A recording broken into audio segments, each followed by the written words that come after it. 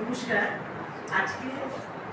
আজকে এই মহৎ অনুষ্ঠানে উপস্থিত প্রিয় সহকর্মীবৃন্দ, শ্রদ্ধেয় বিদায়ক সহকর্মীবৃন্দ, আজকের অনুষ্ঠানের সভাপতি, সকলকে আমার নমস্কার, শ্রদ্ধা, সালাম জানিয়ে আমি পবিত্র ধর্মগ্রন্থ শ্রী শ্রী গীতা থেকে পাঠ করছি। ওম নমো ভগবতে বাসুদেবায়। শ্রী শ্রী গীতার ৪র্থ অধ্যায়ের জ্ঞানযোগ থেকে ৩৮ নম্বর শ্লোক এবং সাংখ্যযোগ থেকে ৪৭ নম্বর শ্লোক দুটি পাঠ করছি।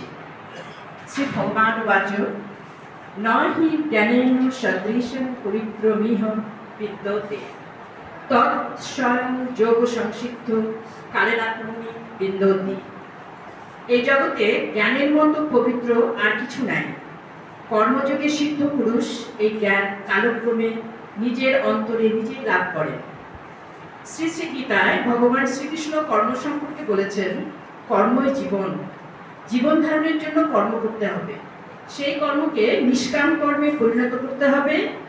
এই প্রসঙ্গে সাংখ্যযোগের ৪৭ নম্বর শ্লোকটিতে বলা হয়েছে, কর্মণ্যে বাধিকারস্তে মা ফলেষু কদাচন মা কর্মফল হেতুর্ভূর্মা তে সংগস্ত কর্মাণি।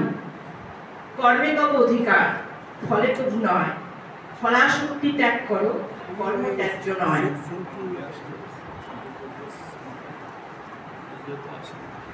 সর্বে ভবন্তু সুখিনঃ, সর্বে সন্তু নিরাময়া, সর্বে ভদ্রাণি পশ্যন্তু, মা কশ্চিৎ দুঃখ ভাগ ভবেৎ। জগতের সকল প্রাণী সুখী হোক, সকলে আরোগ্য লাভ করুক, সকল মানুষ পরম শান্তি লাভ করুক, কখনো কেউ যেন দুঃখবোধ না করে। ওম শান্তি শান্তি শান্তি।